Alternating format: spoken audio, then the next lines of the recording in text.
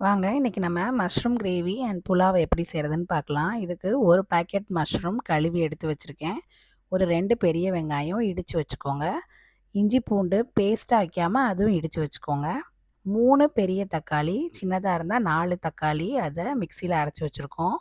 பட்டை, கிராம்பு, சோம்பு பொடி இதெல்லாம் வந்து மஷ்ரூம் கிரேவி செய்கிறதுக்கு.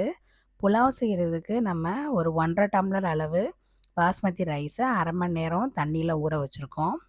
அரை பெரிய வெங்காயம், அரை தக்காளி எடுத்திருக்கேன். 2 பச்சை மிளகாய், ஒரு கைப்பிடி அளவு கொத்தமல்லி, புதினா, அப்புறம் இஞ்சி பூண்டு. இதுதான் வந்து இதுக்கு தேவையான பொருள். இதுக்கு நம்ம புலாவ் செய்கிறதுக்கு 2 பச்சை மிளகாய், 2 துண்டு இஞ்சி, 2 பல் பூண்டு, அப்புறம் ஒரு கைப்பிடி அளவு புதினா, கொத்தமல்லி. புதினா கொத்தமல்லி மட்டும்தான் போடணும். கருவேப்பிலை போட்டுறாதீங்க, கசந்துரும். இதை நல்லா அரைச்சி எடுத்துகிட்டு வந்துடுங்க. 2 டிஷ்ஷுமே சைமல்டேனியஸாக பண்ண போகிறோம். ஸோ கிரேவி பண்ணுறதுக்கு வந்து இஞ்சி பூண்டு வெங்காயம் அப்புறம் வந்து தக்காளி எல்லாமே நல்லா வதங்கணும். அதனால் ஃபஸ்ட்டு நம்ம மஷ்ரூம் கிரேவி பண்ணிடுவோம். பேரலாக 2 குக்கர் வச்சுருக்கேன். ஒரு இது வந்து ரைஸ்க்காக பட்டை, கிராம்பு, அப்புறம் சின்ன பிரிஞ்சி இலை அதுவும் போடுவேன் பாருங்கள். இந்த சைடு வந்து 2 பட்டை, 3 கிராம்பு, சோம்பு பொடி. இது வந்து எதுக்காகனா நம்ம மஷ்ரூம்காக யூஸ் பண்ணுறோம். இது நல்லா பொரிஞ்சு வரட்டும். மஷ்ரூம் பண்ணுறதுக்கு அதை கிரேவி மாதிரி இந்த தடவை செய்ய போகிறோம். குழம்பு மாதிரி செய்யலை, கிரேவி மாதிரி செய்ய போகிறோம். அதனால தான் நம்ம இஞ்சி பூண்டு வெங்காயம் எல்லாமே வந்து இடித்து வச்சுருக்கோம். இடித்து வச்சு செஞ்சால் அது ஒரு மாதிரி நல்ல ஒரு டேஸ்ட் கொடுக்கும். நம்ம நார்மலாக உரலில் இடிப்போம்ல, சின்ன உரல் எல்லாருமே வீட்டில் வச்சுருப்பீங்க. அதில் வெங்காயம் இஞ்சி பூண்டை நான் இடித்து வச்சுக்கோங்க. இந்த டிஷ்ஷுக்கு தேவையான உப்பு இதில் சேர்த்திங்கன்னா வெங்காயமும் நல்லா வதங்கி வந்துடும். 3 தக்காளியை நம்ம மிக்சியில் அடித்து வச்சுருக்கோம். வெங்காயம் கொஞ்சம் நல்லா வதங்கினோன்னே இந்த தக்காளி அதில் சேர்த்துருங்க. 3மே பெரிய சைஸ் தக்காளியாக இருக்கணும். சின்னதாக இருந்தால் ஒரு 4 தக்காளி கூட சேருங்க. ஏன்னா கிரேவிக்கு அதுதான் கன்சிஸ்டன்சி, அதுதான் டேஸ்ட். இப்போ எல்லாத்தையுமே சேர்த்துட்டு உப்பும் சேர்த்து இது நல்லா அது பாட்டுக்கு வதங்கட்டும். ஏன்னா இந்த வதங்கிறது அப்படின்றது தான் வந்து எல்லா கிரேவிக்குமே ரொம்ப முக்கியமான ஸ்டேஜு. இதை சரியாக நம்ம வதக்கலை அப்படின்னா பச்சை வாடை வந்துடும், டிஷ்ஷே நல்லா இல்லாமல் போயிடும். அதனால நம்ம சைடில் இதை வதங்க வச்சுருவோம். இன்னொரு சைடில் நம்ம புலாவுக்காக ஒரு ப்ரெஷர் பேனில் எண்ணெய், பட்டை, கிராம்பு, அப்புறம் பிரிஞ்சி எல்லாம் சேர்த்து வச்சுருக்கோம். அதில் ஒரு அரை பெரிய வெங்காயம் நீளமாக அறுத்து வச்சுக்கலாம். இது பிரியாணி கிடையாது, புலாவ் மாதிரி நம்ம செய்கிறனால அரை தக்காளி, அரை வெங்காயம் போதும்.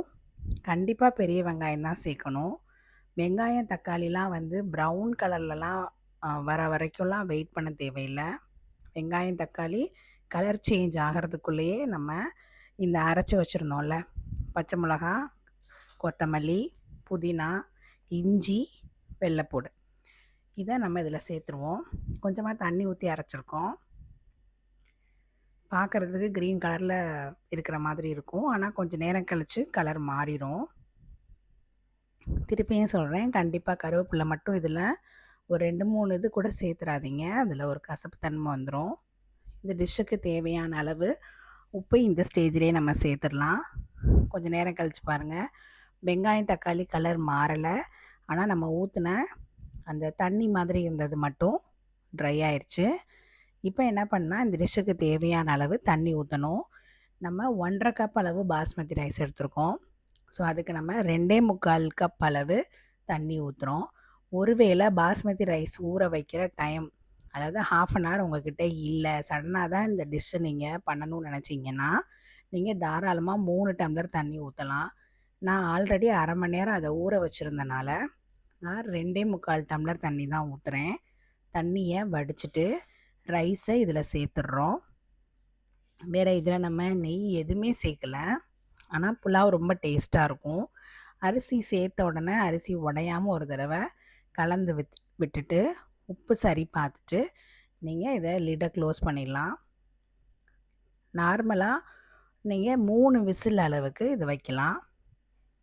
இப்போது சைடில் பார்த்தீங்கன்னா இன்னமுமே நம்மளுக்கு மஷ்ரூம் கிரேவிக்கு வெங்காயம் தக்காளி வதங்கிட்டு இருந்துச்சு. இப்போ இதில் 2 டேபிள் ஸ்பூன் அளவு குழம்பு மிளகாய் பொடி சேர்க்குறேன்.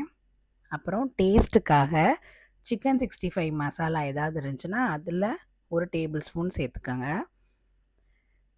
சம்டைம்ஸ் சில பேர் வந்து சிக்கன் 65 இதுக்கு பதிலாக கரம் மசாலாவும் இந்த நம்ம தாளிக்கும் போதே பட்டை கிராமெல்லாம் நல்லா நிறைய போட்டு சேர்ப்பாங்க. நம்ம வந்து வீட்டில் அரைச்ச குழம்பு மிளகாப்பொடியும் சிக்கன் 65 மசாலா அரைக்க தெரிஞ்சால் அது சேருங்க. இல்லை எந்த பிராண்ட் மசாலா இருந்தாலும் பரவாயில்ல, ஒரு டேபிள் ஸ்பூன் அளவு அதில் சேர்த்துக்கோங்க. இப்போ நம்ம மஷ்ரூம் நல்லா கட் பண்ணி வச்சுருக்கோம் கழுவி, அதை இதில் சேர்க்க போகிறோம். இப்போ பார்க்குறதுக்கு ட்ரையாக இருக்க மாதிரி இருக்குது. மஷ்ரூம் சேர்த்த உடனேயே கொஞ்சம் தண்ணி வந்து இந்த டிஷ்ஷுக்கு வந்துடும். நம்ம வந்து கிரேவி கன்சிஸ்டன்சியில் இதை எடுக்க போகிறோம். அதனால் மஷ்ரூம் சேர்த்துட்டு நல்லா இதை கலந்து விட்டுட்டு கொஞ்ச நேரம் தண்ணி விடுற வரைக்கும் இந்த டிஷ்ஷை வச்சுருப்போம். அப்புறம் நம்ம குழம்பு மிளகாப்பொடிலாம் போட்டிருக்கனால ஒரு 1/2 டம்ளர் அளவு தண்ணி சேர்த்தே கூட வதக்கிறது நல்லது. ஏன்னா இது வந்து லன்ச் ரெசிபீஸ்க்கு செய்கிறனால, இப்போ ஒரு லீவில் செய்கிறோம் அப்படின்னா ரொம்ப நேரம் வதங்கிறதுக்கெலாம் நம்ம டைம் கொடுப்போம். இது வந்து நம்ம மார்னிங் நம்ம செய்யும் போது சம்டைம்ஸ் நம்ம சரியாக வதக்காம விட்டுட்டோன்னா அந்த டிஷ் நல்லாலாம் போயிடும். அதனால் ஃபார் சேஃபர் சைடு நீங்கள் ஒரு 1/4 டம்ளர் தண்ணி ஊற்றியே இந்த டிஷ்ஷை நல்லா வதக்கி விட்ருங்க. இது நம்ம குக்கரில் தான் செய்கிறோன்றனால கண்டிப்பாக வெந்துடும். இப்போ குக்கரை நம்ம மூடி வைக்க போகிறோம். இதில் உப்பு எல்லாம் டேஸ்ட் ஒரு தடவை பார்த்துட்டு க்ளோஸ் பண்ணிடுங்க லிட்டை. இதுக்கு வந்து குக்கிங் டைம்னு பார்த்திங்கன்னா ஒரு குக்கர் வச்சு அது வேறுபடும். ஸோ நம்மளும் வந்து ஒரு மீடியம் ஃப்ளேமில் வைக்க போகிறோம். அதனால் நான் வந்து 3 விசில் வரைக்கும் வைக்கிறேன். 2 விசில்லையே உங்களுக்கு அந்த நல்ல வாசம் வந்துடும், அதிலே தெரிஞ்சிடும். இப்போ பாருங்கள், 2 டிஷ்ஷையுமே நான் டைனிங் டேபிளுக்கு எடுத்துகிட்டு வந்துட்டேன். இப்போ உங்கள் முன்னாடி தான் நான் வந்துட்டு இந்த ரைஸை ஓப்பன் பண்ணுறேன். அது பாருங்கள், தண்ணி எவ்வளோ நல்லா அரிசி உடையாமல் தண்ணி அளவு கரெக்டாக இருக்குது ரைஸில். இப்போ நம்ம மஷ்ரூம் கிரேவி டோட்டலாக குக் ஆன பிறகு இந்த அளவு குவான்டிட்டி தான் வந்துச்சு பாருங்கள். இப்போ நான் அந்த ரைஸை சர்வ் பண்ணி காமிக்கிறேன். டிஃபனில் பேக் பண்ணும் போது பாஸ்மதி ரைஸ் மட்டும் டேரெக்டாக சூடோடு வச்சு டிஃபனில் பேக் பண்ணிங்க அப்படின்னா ரைஸ் ஒரு மாதிரி ஒட்டிட்டு உடஞ்சிடும். ஸோ பேக் பண்ணுறதுக்கு முன்னாடி இந்த மாதிரி ஏதாவது ஒரு தட்டில் போட்டுட்டு ஒரு 5 மினிட்ஸ் கொஞ்சம் ஓப்பனில் விட்டுட்டு க்ளோஸ் பண்ணிங்கன்னா உதிரி உதிரியாக வந்துடும், நல்லாயிருக்கும். அதுக்காக தான் நான் அந்த மாதிரி வைக்கிறேன். பாருங்கள், நீங்களும் வீட்டில் செஞ்சு பாருங்கள். பிரியாணி அளவுக்கு நல்ல டேஸ்ட்டாக இருக்கும்.